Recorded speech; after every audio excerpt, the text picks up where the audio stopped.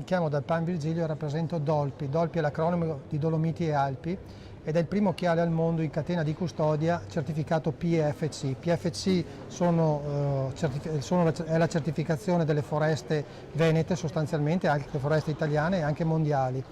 Questo progetto nasce all'ombra delle Dolomiti, difatti il nome lo dice anche. È un progetto che nasce dalla cultura forestale, portata al design, all'ottica soprattutto, alla visione diversa di un occhiale molto più green e molto più performante dal punto di vista degli usuali montature di occhiali.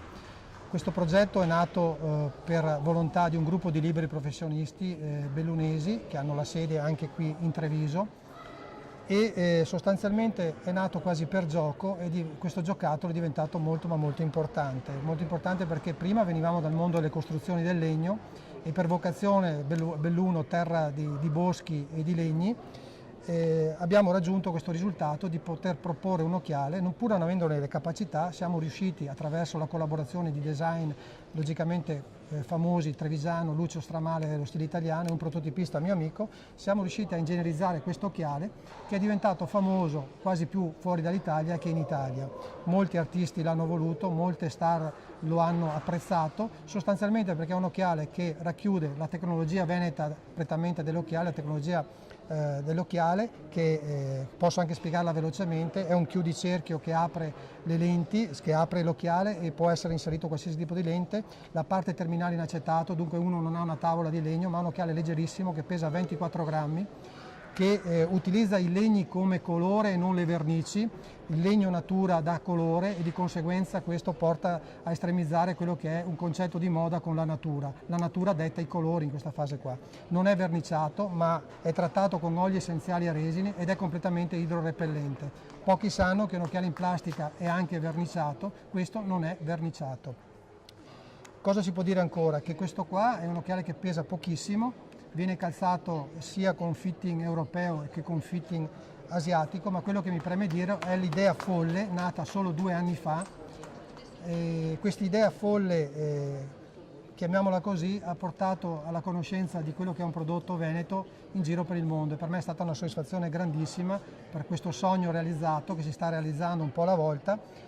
Un messaggio, diremo, dell'imprenditoria veneta in crisi che ha voluto fare ancora qualcosa di innovativo, di proposta, diremo, tecnologica, anche se l'occhiale in legno esiste già e ci sono altre persone che lo fanno. Basti pensare che nel 1300 il primo occhiale è stato in legno e questo è sostanziale per capire che l'evoluzione c'è stata e c'è stata in questo campo.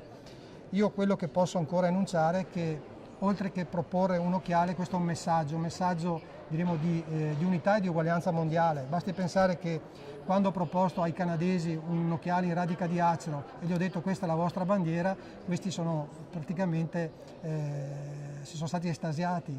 Ho messo insieme culturalmente essenze diverse. Questo occhiale per esempio è una paduca e questo è un olivo. Questo è la religione, un concetto di religione musulmana e questo è un concetto di religione cristiana. C'è un'unione, c'è un messaggio lanciato anche nel mondo della moda in un momento in cui magari delle crisi religiose stanno devastando il mondo con le guerre, insomma, ecco. È un occhiale che si presta a essere customizzato, cioè a realizzare pezzi unici sia nel suo genere, perché l'essenza, il legno è natura completamente diversa in base alle latitudini e alle longitudini del mondo, ma sostanzialmente può lanciare dei messaggi anche, diremo, specifici. Non ultimo, per esempio, il sultano dell'Oman mi ha chiesto di realizzare un albero con un occhiale con l'incenso oppure con un cedro libanese. Un australiano mi ha mandato dei legni e ho realizzato un occhiale con l'eucalipto australiano. E questo è quello che Dolpi si è proposta in un momento in cui la crisi, diremo, sta devastando anche il nostro paese, con delle idee emergere e far sì che l'italianità venga ancora conosciuta con questi piccoli sogni.